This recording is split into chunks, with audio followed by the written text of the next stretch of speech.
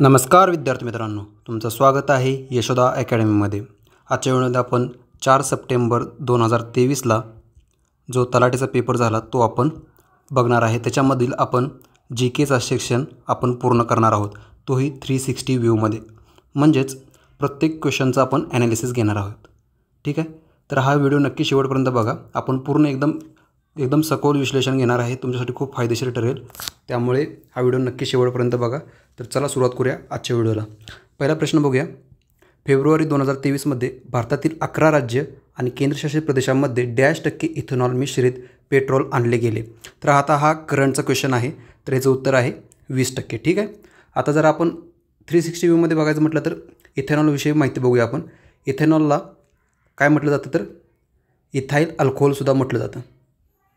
ठीक आहे, ह्याचा जो बॉइलिंग पॉईंट असतो तो 78 डिग्री सेल्सिअस असतो, आणि जर ह्याचा फॉर्म्युला म्हटलं तर C2H5OH असतो, ज्याचं स्ट्रक्चर असं असतं बघा। 2C म्हणजे 2 कार्बनचे अणू, इथं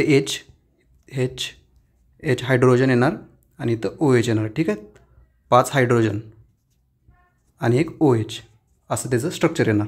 ठीक आहे, हा झाला 360 व्ह्यू, असं आपण बघणार आहोत। ठीक आहे, सेकंड क्वेश्चन बघूया।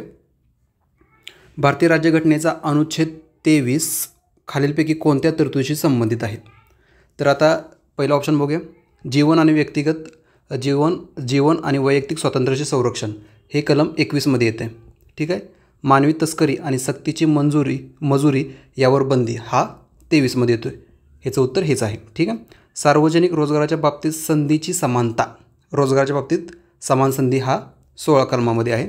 आणि धर्म, वंश, जात, लिंग आणि जन्मस्थान या आधारे भेदभाव करण्यास मनाई, हे कशात येते तर कलम 15मध्ये येते। ठीक आहे, हे त्याचं विश्लेषण झालं, हे कलम झाले 21, 23, 16 आणि 15। आता हे कसं लक्षात ठेवणार? 15 ह्याच्यावरती 5 आहेत बघा, धर्म, वंश, जात, लिंग आणि जन्मस्थान, हे टोटल 5 आहेत, त्याच्यामुळे 15 लक्षात राहील तुमच्या। ठीक आहे, आता हे सर्व कलम कशात येतात?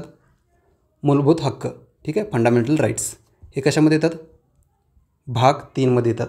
भाग 3मध्ये कलम कुठून ते कुठपर्यंत आहेत? 12 ते 35पर्यंत आहे। हे कुणाकडून घेतले आपण? USA कडनं घेतले। ठीक आहे, अमेरिकाकडनं घेतले। परत जे फंडामेंटल राईट्स आहेत ते फक्त भारतीयांनाच लागू असलेले कलम कुठले आहेत? 15, 16, 19, 29 आणि 30। आता ह्याच्यावर जो प्रश्न आहे तो 23 क्वेश्चनवरती, 23 आणि 24 हे काय देतात तर शोषणाविरुद्धचे हक्क देतात, शोषणाविरुद्ध हक्क। ठीक आहे, आणि 24 कलमामध्ये काय सांगितले तर 14 वर्षापर्यंतच्या बालकांना, म्हणजे जे धोकादायक जे ठिकाण आहे तिथे कामास मनाई आहे। ठीक आहे, पुढचा क्वेश्चन बघूया आता।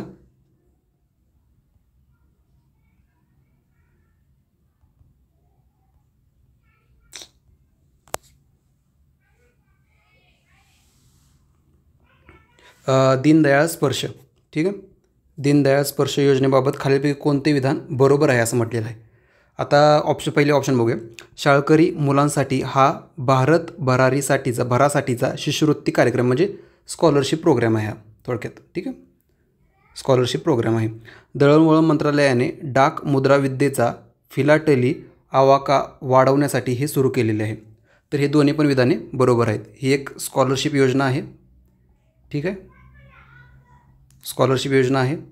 परत दुसरी गोष्ट म्हणजे ह्याच्यामध्ये 500 रुपये प्रति महिना, म्हणजेच 6000 रुपये वर्षाला भेटतात, आणि हे कोणाला तर 6वी ते 9वीच्या मुलांना। दुसऱ्यात महत्त्वाची गोष्ट म्हणजे ही योजना कधी चालू झाली तर ही योजना 3 नोव्हेंबर 2017ला चालू झाली। ठीक आहे, हे लक्षात ठेवा, हे महत्त्वाचे पॉईंट आहेत। ठीक आहे, पुढचा प्रश्न बघूया। खालीलपैकी कोणत्या जलीय तणामुळे केरळ सीमेजवळील तामिळनाडू वालपराई या थंड हवेच्या ठिकाणी हत्तीच्या अधिवासाला व चराई क्षेत्राला धोका निर्माण झाला असून या प्रदेशात मानवी हत्ती संघर्षाचा धोका निर्माण झालेला आहे? तर तो लुडविगिया पेरुवियाना, हे आहे त्याचं उत्तर। ठीक आहे, आता असे काहीतरी एकदम आउट ऑफ बॉक्स क्वेश्चन येतात, त्यांना तुक्केच कामाला येतात। ठीक आहे, असा विषय असतो. आता ह्या क्वेश्चनमध्ये आपल्याला फक्त महत्त्वाचं लक्षात काय ठेवायचं तर ते वालपराई हे थंड हवेचं जे ठिकाण आहे हे कुठं आहे तर तमिळनाडूमध्ये, एवढं लक्षात ठेवा फक्त. जर नेक्स्ट टाईम जर आलं तलाठीला तर तुम्हाला प्रश्न सुटून जाईल त्यातून. ठीक आहे, पुढचा क्वेश्चन बघूया. 2011च्या जनगणनेनुसार भारतातील साक्षरतेच्या दरातील स्त्री पुरुष यांच्यातील तफावत अंदाजे टक्के किती होती? साक्षरतेची म्हटली आहे, साक्षरतेची. तर किती होती बघूया आधी. पहिले मेल बघूया. मेल किती होती तर 82.14% होती आणि फिमेल म्हणजे स्त्री ही 65.46% होती. तर यांची वजाबाकी केल्यास किती येते तर 16.68 येते. ठीक आहे, म्हणजे जी तफावत आहे म्हणजे जी वजाबाकी हे किती येते 16% येते. त्यामुळे उत्तर आपलं 16 आहे. परत अजून एकदा सांगतो, मेल किती आहे. मेल थोडक्यात लक्षात ठेवा 82 आणि फिमेल 65 असं लक्षात ठेवा. मुलांना 82% मिळतात आणि फिमेलला 65 असं ट्रिकसाठी लक्षात ठेवा फक्त. ठीक आहे, परत ह्याचंच आपण 360 बघायला गेलं तर आता हा स्त्री पुरुष साक्षरते विचारले. ठीक आहे, तर आता जर नेक्स्ट टाईम जर सेक्स रेशोबद्दल विचारलं म्हणजे लिंग गुणोत्तरबद्दल विचारलं तर आपण त्यासाठी तयार असलं पाहिजे. ठीक आहे,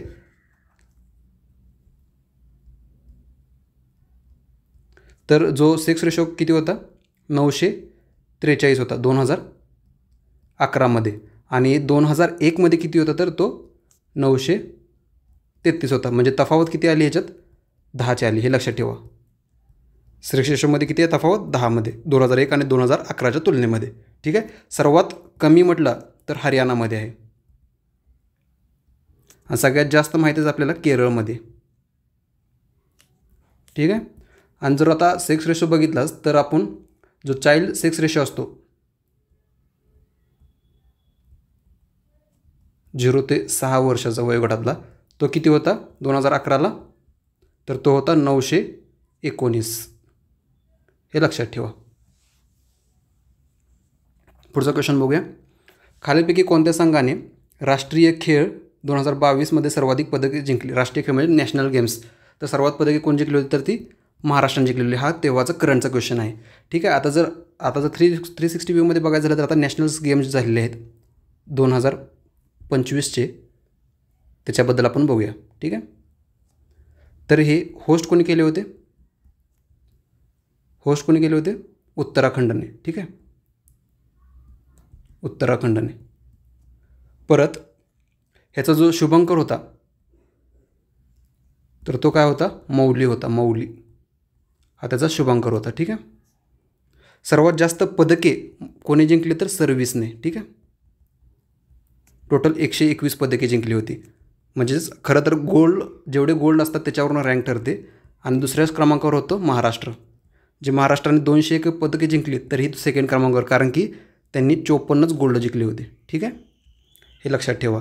आणि ही जेव्हा झाली होती तेव्हा जो होस्ट कोण होता तेव्हा गुजरात. हे जस्ट एक्स्ट्रा फॅक्ट आहे, तो लक्षात ठेवा. ठीक आहे, कुठे झाली होती 2025ची तर उत्तराखंडला झाली होती, लक्षात ठेवा. आता हर स्टार्ट हा महिला उद्योजकांसाठीचा डॅशचा एक स्टार्टअप प्लॅटफॉर्म आहे. हा 2022चा करंटचा होता तो मुद्दा, त्याच्यामुळे विचारलं ते गुजरात विद्यापीठाचा हा एक स्टार्टअप प्लॅटफॉर्म आहे. ठीक आहे, हर स्टार्टअप. Next question. डॅशने हडप नीती म्हणजेच डॉक्ट्रिन ऑफ लॅब्स तयार केली. डॉक्ट्रिन ऑफ लॅब्स म्हणजे काय तर खालसा धोरण पद्धत, खालसा धोरण.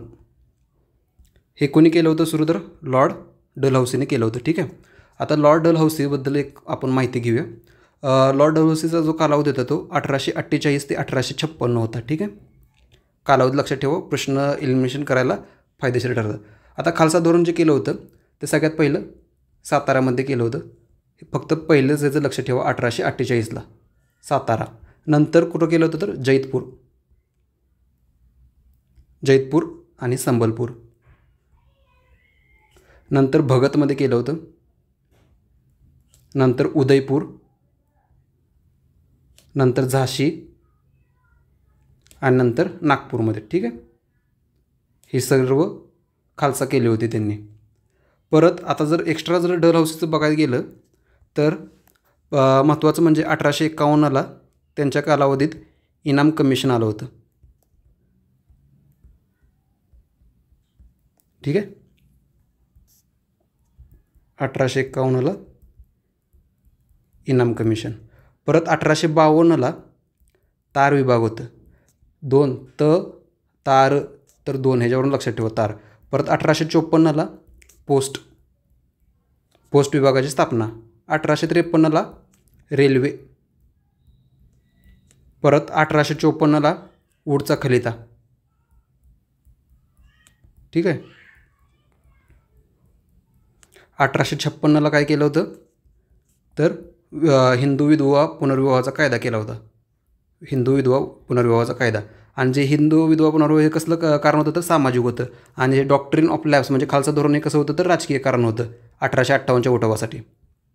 ठीक आहे, 1855मध्ये रिश्रा येथे तागाची गिरण सुरू केली होती. आणि 1854ला कापड गिरण चालू केली होती मुंबई येथे. ठीक आहे, हे लक्षात ठेवा. जरा वेळ लागेल पण एकदम 360 व्ह्यूमध्ये बघायचं आपल्याला सर्व क्वेश्चन. ठीक आहे, आता नेक्स्ट क्वेश्चन. आर्थ्रोपोडा प्रसृष्टीच्या संदर्भात खालीलपैकी कोणते विधान बरोबर आहेत? ही प्राण्यांची सर्वात मोठी प्रसृष्टी आहे ज्यामध्ये कीटकांचा समावेश होतो. हे प्राणी द्विपार्श्व समिती म्हणजे बायलॅटरल सिमेट्री आणि ट्रिप्लोब्लास्टिक आहेत. तर ही दोन्ही उदाहरणे बरोबर आहेत. ठीक आहे, आर्थ्रोपोडा ही सर्वात मोठी सृष्टी आहे ध्यानात ठेवा. आणि हे कसे आहेत तर बायसिमेट्रियल आणि ट्रिप्लोब्लास्टिक आहेत आर्थ्रोपोडामध्ये 4 सब फायलम येतात. ठीक आहे, 4 सब फायलम येतात. त्याच्यातला जो ऑनिकोफोरा जो आहे ना हा काय आहे तर लक्षात ठेवा, ह्याच्यावरती प्रश्न पडू शकतो. हा ॲनेलिडा आणि आर्थ्रोपोडा यांच्यातला हा कनेक्टिंग लिंक आहे. कुठला तर ऑनिकोफोरा. ठीक आहे, हा लक्षात ठेवा. ह्याच्यामध्ये काय काय येतात तर आर्थ्रोपोडामध्ये प्रॉन्स येतात. परत जे सर्व इन्सेक्ट्स वगैरे आहेत का ना कीटक आहे ते सर्व ह्याच्यामध्ये येतात. 1919 साली डॅश रोजी जालियनवाला बागची घटना घडली. तर ती तारीख काय होती 13 एप्रिल. सण कुठला होता तर बैसाखीचा सण होता. पंजाबमध्ये लेफ्टनंट गव्हर्नर म्हणून कोण होतं तर मायकल ओडायर होता. ठीक आहे, मायकल ओडायर होता. त्याने ब्रिगेडियर जनरल डायरची तिथे नेमणूक केली होती. तर तिथे हे सर्व कशामुळे झालं होतं तर जो रौलेट कायदा केला होता त्याच्या निषेधार्थ सर्वत्र काय होत होते संप निघत होते म्हणजे. ठीक आहे, त्याच्या विरोधात. तर त्यावेळेस काय झालं होतं तर सैफुद्दीन किचलू, डॉक्टर सैफुद्दीन किचलू आणि डॉक्टर सत्यपाल यांना काय केली अटक केली होती. ठीक आहे, अटक केल्यानंतर मग काय झालं तर तिथे सर्वजण एकत्र जमले आणि तिथे काय केलं हा ब्रिगेडियर जनरल जो डायर होता त्याने आदेश दिला गोळीबाराचा. तर तिथे 10 मिनिटामध्ये तब्बल 1600 ज्या हे असतात का ना 16च्या ज्या मॅगझिन्स असतात ते फेऱ्या ज्या हे झाल्या होत्या गोळीबार केला होता. ठीक आहे, आणि ह्याच्यामुळेच काय झालं होतं जे रवींद्रनाथ टागोर आहेत त्यांनी नाईटहूड ही पदवी त्याग केली. परत ह्याचा जो परिणाम होता सांगतोय तो नंतर चौकशीसाठी हंटर कमिशन आलं होतं पण ह्याचा काहीही फायदा झालेला नाही आहे. त्याच्या प्रतिदार्थ काय झालं होतं तर 30,000 पाऊंड हे तिकडच्या लोकांनी डायरला दिले होते बक्षीस म्हणून. ठीक आहे, आणि नंतर तिथेच लंडन येथे उधमसिंग यांनी त्यांच्यावरती गोळी मारली होती. ठीक आहे, त्यांची हे केलं होतं हत्या केली होती उधमसिंग. आता हंटर कमिशनमध्ये 3 भारतीय सदस्य होते. ठीक आहे, ते कुठले कुठले ते बघूया. पंडित जगत नारायण, दुसरे सरदार सुलतान अहमद खान, ठीक आहे. आणि तिसरे सर चिमणलाल सेटलवाड होते. हे 3 सदस्य होते, हे पण लक्षात ठेवा, ठीक आहे. पुढचा नेक्स्ट क्वेश्चन बघूया. खालील विधान विचारात घ्या आणि दिलेल्या पर्यायातून वनस्पतीचा प्रकार ओळखायला सांगितलेला आहे. या जंगलामध्ये ओलावा मिळावा म्हणून झाडे विखुरलेली असतात आणि त्यांची लांब लचक मुळे जमिनीत खोलवर जातात. बाष्पीभवन कमी करण्यासाठी पाने बहुतेकदा जाड व लहान असतात. तर हे कशाचं वैशिष्ट्य आहे, तर हे काटेरी जंगले आणि झाडांचं आहे, ठीक आहे. खारफुटीचे तर कुठे असतात, तर समुद्राच्या तिकडे असतात. पर्वतीय जंगल पर्वतावर असतात, ठीक आहे. उष्णकटिबंधीय पानझडी जास्त झाड असतात. हे वैशिष्ट्य आहे, हे लक्षात ठेवा. नेक्स्ट क्वेश्चन बघूया. 7व्या वार्षिक अहवाल 2012 नुसार महाराष्ट्र राज्य माहिती आयोगाकडे अपीले नोंदणी करण्यात आली. खालीलपैकी कोणते विभाग आघाडीवर आहेत, असा क्वेश्चन आहे. तर आता हा आउट ऑफ बॉक्स क्वेश्चन आहे, तर इथे तुक्केच मारलेले बरे असतात, ठीक आहे. तर याचं उत्तर नाशिक, औरंगाबाद आणि अमरावती आहे. तर इथे हे पण करू शकता, इलिमिनेशन पण तुम्ही करू शकता. इथे नाशिक 3 ठिकाणे आणि पुणे एक वेगळा आहे, त्यामुळे हा गेला. औरंगाबाद त्यामुळे हा गेला. असं तुम्ही 2 ऑप्शन तर एलिमिनेट करू शकता. हे असं ट्रिक लागतात काही. Next question. ज्योतिराव फुले यांनी स्थापन केलेल्या डॅश या संघटनेने जाती समानतेचा प्रचार केला. तर कुठली होती ज्योतिराव फुले यांनी केलेली स्थापन, तर ती सत्यशोधक समाज होते. आता सत्यशोधक समाजाबद्दल आपल्याला माहिती बघायची, ठीक आहे. सत्यशोधक समाजाची स्थापना ही कधी झाली होती, तर 24 सप्टेंबर 1873 झाली होती, ठीक आहे. कोणी केली होती, तर महात्मा ज्योतिराव फुले यांनी केली होती, ठीक आहे. प्रार्थना समाज स्थापना कधी, 31 मार्च 1867.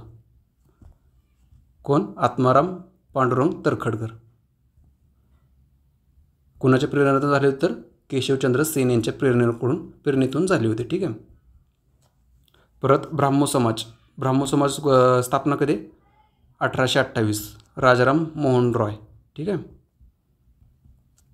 परत आर्य समाज स्थापना 1875 स्वामी दयानंद सरस्वती, ठीक आहे. स्वामी दयानंद सरस्वती त्यांनी मुंबई येथे स्थापना केली होती. अजून दुसऱ्या संघटना सांगायचे म्हटलं तर बॉम्बे असोसिएशन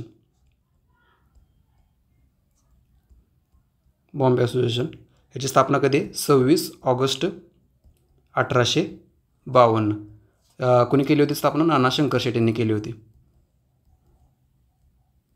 आणि जे पहिले सरचिटणीस कोण होते, तर भाऊदाजी लाड होते, ठीक आहे. परत दुसरी संघटना जे जरा जास्त महत्त्वाची आहे, ती सार्वजनिक सभा. ही कधी केली होती, तर 1870. कोणी केली होती, GV जोशी यांनी. त्यांनाच काय म्हटलं जातं, सार्वजनिक काका म्हटलं जातं, ठीक आहे. हे लक्षात ठेवा. 2 इतर एक्स्ट्रा संघटना आहेत. नेक्स्ट क्वेश्चन बघूया. महाराष्ट्रातील माहितीचा अधिकार अधिनियम 2005 मधील कोणते प्रकरण सार्वजनिक प्राधिकरणाकडून माहिती मिळवण्यासाठीच्या अर्जाच्या माहितीशी संबंधित आहे, तर ते प्रकरण 3 आहे, ठीक आहे. आता जरा माहितीचा अधिकार आहे, आपण पहिलंच हे घेतोय, लेक्चर घेतोय, त्यामुळे जरा माहिती अधिकारात जरा आपण बेसिक इन्फॉर्मेशन घेऊया. माहितीचा अधिकार 2005 हा कधी लागू झाला, तर 12 ऑक्टोंबर 2005ला लागू झाला. 28 सप्टेंबर हा माहिती अधिकार दिन म्हणून साजरा केला जातो, ठीक आहे. तसेच 6 ऑक्टोबर आणि 12 ऑक्टोबर हा माहिती अधिकार आठवडा साजरा केला जातो, ठीक आहे, आठवडा. परत जो माहिती अधिकार जो कायदा आहे तो सर्वात प्रथम स्वीडन या देशामध्ये सुरू झाला होता, ठीक आहे. स्वीडन या देशामध्ये कधी, 1766 हे काय एवढं लक्षात ठेवणं, फक्त स्वीडन लक्षात ठेवा. आता जर महाराष्ट्रामध्ये बघितलं सर्वात प्रथम, तर तमिळनाडूमध्ये चालू झाला होता, कधी, 1997. आणि महाराष्ट्रामध्ये 2002 सुरू झाला होता. महाराष्ट्र हे 6वं राज्य होतं, ठीक आहे. 6वं राज्य महाराष्ट्र होतं. आता जे माहिती अधिकार जो आहे कायदा, त्याच्यामध्ये टोटल प्रकरणं किती आहेत, तर टोटल प्रकरणं 6 आहेत. आणि कलम म्हटले तर किती आहेत, तर टोटल 31 कलम आहेत. एवढी महत्त्वाची माहिती आहे, ती लक्षात ठेवा, ठीक आहे. पुढचा क्वेश्चन बघूया. ज्योतिराव फुले यांच्याबद्दल खालीलपैकी कोणते विधान बरोबर आहे? ते सत्यशोधक समाजाचे संस्थापक होते. मागाशीच बघितलं आपण, क्वेश्चन पडला होता. त्यांनी गुलामगिरी नावाचे पुस्तक लिहिले. हे दोन्ही पण विधाने बरोबर आहेत. ठीक आहे. तर आता ज्योतिराव फुलांचं बघूया आपण जरा. त्यांनी 24 सप्टेंबर 1873ला सत्यशोधक समाजाची स्थापना केली. ठीक आहे. परत अस्पृश्यांसाठी त्यांनी पहिली शाळा 1852ला सुरू केली. कुठे? पुण्यामध्ये वेताळपेठमध्ये. परत मुलींसाठी पहिली शाळा त्यांनी 1854ला पुण्यामध्ये सुरू केली. ठीक आहे. परत त्यांचे इतर ग्रंथ म्हटले तर तृतीय रत्न, सार्वजनिक, सत्यधर्म आणि इशारा हे महत्त्वाचे आहेत. ठीक आहे. आणि शेतकऱ्यांचा आसूड.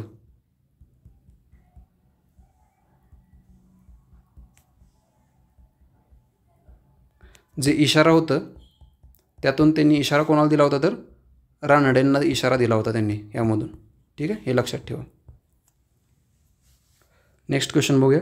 आर्य समाजाचे संस्थापक कोण आहेत असा प्रश्न आहे. तर त्याचं उत्तर आहे स्वामी दयानंद सरस्वती. ठीक आहे.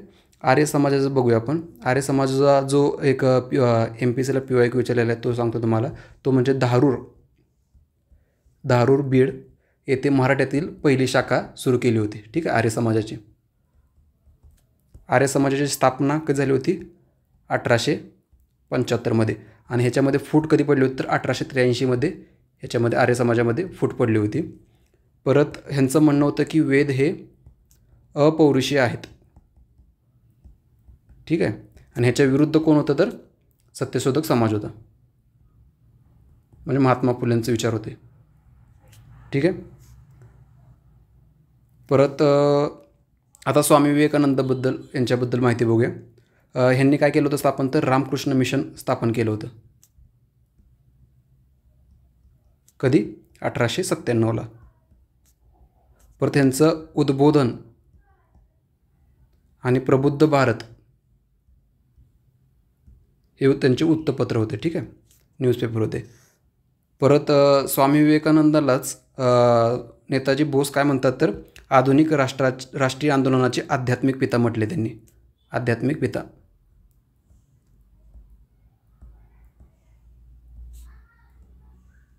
ठीक आहे. कोणी म्हटले? तर नेताजींनी म्हटले आध्यात्मिक पिता आधुनिक राष्ट्राच्या आंदोलनाचे. ठीक आहे. परत ईश्वरचंद्र विद्यासागर यांच्याबद्दल यांचं कार्य कुठं दिसून येतं? तर विधवा पुनर्विवाह कायद्याच्या रिलेटेड दिसून येतं, जो 1856ला डलहौसीच्या काळात झाला होता. ठीक आहे. आणि राजाराम मोहन रॉय यांच्याबद्दल आपण मगाशी बघितलेलं आहे. त्यांनी ब्राह्मो समाजाची स्थापना केली होती. ठीक आहे. ब्राह्मो समाजाची स्थापना कधी केली होती? 1828ला. आणि यांचं कार्य कशाबद्दल आहे? तर 1829ला जो सतीप्रतिबंधी कायदा झाला होता त्याच्यासाठी कार्य आहे. ठीक आहे. बंगालमधून यांचं कार्य. आणि मुंबईमधून कोणाचं होतं? तर नाना शंकर शेठ यांचं कार्य होतं. ठीक आहे.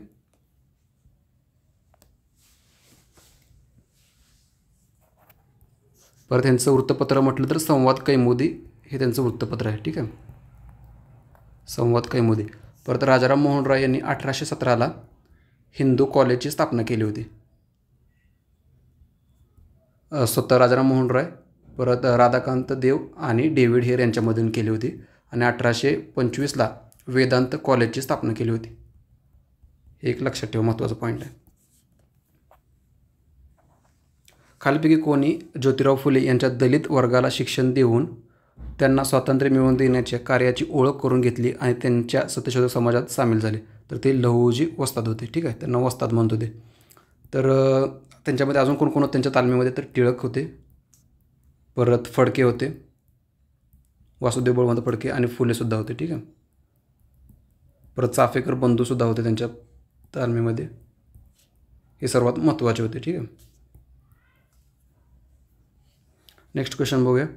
भारतीय राज्यघटनेच्या प्रस्तावनेच्या संदर्भात खालील जोड्या जुळवा. ठीक आहे. तर आता या आधी आपण क्वेश्चनबद्दल बघूया, नंतर प्रस्तावनेबद्दल तुम्हाला एक शॉर्ट माहिती देतो तुम्हाला. आता न्याय. न्याय म्हटलं तर कशा कशाचा न्याय आहे? तर सामाजिक, आर्थिक आणि राजकीय. स्वातंत्र्य हे कशा कशाचं आहे तर विचार, अभिव्यक्ती, विश्वास आणि श्रद्धा आणि उपासना. समानता ही दर्जाची आणि संधीची. ठीक आहे.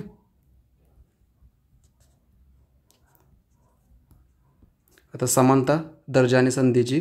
स्वातंत्र्य कशा कशाचं विचार, अभिव्यक्ती, विश्वास, श्रद्धा आणि उपासनाचं. आणि न्याय कशाचा सामाजिक, राजकीय आणि आर्थिक न्याय. याच्यानुसार ऑप्शन क्रमांक 2 येतो आहे. ठीक आहे. आता प्रस्तावनेबद्दल इतर माहिती बघायची म्हटलं तर प्रस्तावना ही नेहरू यांनी जो उद्दिष्टांचा ठराव मांडला होता कधी 13 डिसेंबर 1946ला उद्दिष्टांचा ठराव मांडला जो 22 जानेवारी 1947ला पारित झाला. ठीक आहे. त्याच्यामुळे प्रस्तावना ॲड करण्यात आली घटनेमध्ये. परत जी प्रस्तावना होती ती आपण कोणाकडून घेतली तर USA घेतली, अमेरिकेकडनं प्रस्तावना घेतली. परत जे नाना पालखीवाला हे काय म्हणतात प्रस्तावनेला घटनेचे ओळखपत्र म्हणतात. ठीक आहे. हे एक लक्षात ठेवा, 3 पॉईंट. Next question. खालपैकी कोणती नदी कावेरी नदीची उपनदी नाही म्हटले तर अमरावती आहे, काबिनी आहे, हेमावती आहे. ठीक आहे. एक्स्ट्रा सांगतो, सिमसा, परत अमरावती झालं, हेमावती झालं, परत भवानी एक आहे, परत अर्कावती आहे. ठीक आहे. हे एक्स्ट्रा आहेत, हे लक्षात ठेवा कावेरी नदीच्या. परत कावेरी नदी ही कर्नाटक आणि तमिळनाडूमध्ये आहे, तमिळनाडूमधून वाहते. ठीक आहे. तिचा उगम ब्रह्मगिरीमध्ये होतो. ठीक आहे, तिचा उगम. आणि आता ही तुंगभद्रा जी आहे ही कृष्णेची उपनदी आहे, कृष्णा. ठीक आहे. नेक्स्ट क्वेश्चन बघूया आता. सर्व वनस्पती, प्राणी हे पेशींपासून बनलेले आहेत आणि पेशी हे जीवनाचे मूलभूत एकक आहेत असा पेशी सिद्धांत खालपैकी कोणी जीवशास्त्राने मांडला तर हा एम शिल्डन आणि टी श्वान या दोघांनी मांडला होता. ठीक आहे. सर्व वनस्पती, प्राणी पेशीपासून बनलेले आहेत. ठीक आहे. आणि पेशी हे जीवनाचे मूलभूत एकक आहे असा पेशी सिद्धांत कोणी मांडला होता तर शिल्डन आणि श्वान या दोघांनी मांडला होता. ठीक आहे. तर सेलचा शोध कोणी लावला होता? रॉबर्ट हुक यांनी लावला होता. ठीक आहे. परत जो सेलमध्ये जे न्यूक्लियस असतं केंद्रकाचा शोध कोणी लावला होता?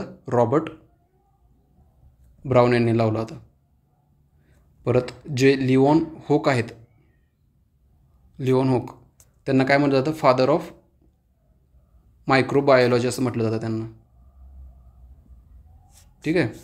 यांनी मायक्रोस्कोपचा वापर करून सेल्स बघितले होते. ठीक आहे, सर्वात प्रथम. परत हे झालं सेल झालं, रॉबर्ट हुक झालं, रॉबर्ट ब्राउन झालं, लिओन हुक. हे एवढं महत्त्वाचे आहेत. ठीक आहे. Next question. भारतीय राज्यघटनेचा भाग 2 मध्ये खालीलपैकी कशाचा उल्लेख करण्यात आलेला आहे तर तो आहे नागरिकत्वाचा उल्लेख केलेला आहे. ठीक आहे. परत संघराज्य आणि त्याचे प्रदेश हा भाग 1 मध्ये आहे. मूलभूत हक्क भाग 3 मध्ये आहेत आणि मूलभूत कर्तव्य भाग 4 ए मध्ये आहेत. आणि जे तत्त्वे जे आहेत म्हणजे DPSP मार्गदर्शक तत्त्वे हे भाग 4 मध्ये आहेत. ठीक आहे. भाग 1 मध्ये 1 ते 4 कलम आहेत. मूलभूत हक्कामध्ये 12 ते 35 कलम आहेत आणि मूलभूत हक्कामध्ये 36 ते 51 कलम आहेत. आणि याच्यामध्ये मूलभूत कर्तव्यामध्ये 51 कलम आहे ज्याच्यामध्ये 11 कर्तव्य आहेत. ठीक आहे. सुवर्णसिंग समितीच्या शिफारसीवरून घेतले होते. 10 कर्तव्य घेतली होती आणि नंतर 11वे जे कर्तव्य होतं हे 86वे घटना दुरुस्ती 2002ने ॲड केले. ठीक आहे. आणि जे DPSP आहेत ते 36 ते 51 आहेत. ठीक आहे, हे लक्षात ठेवा.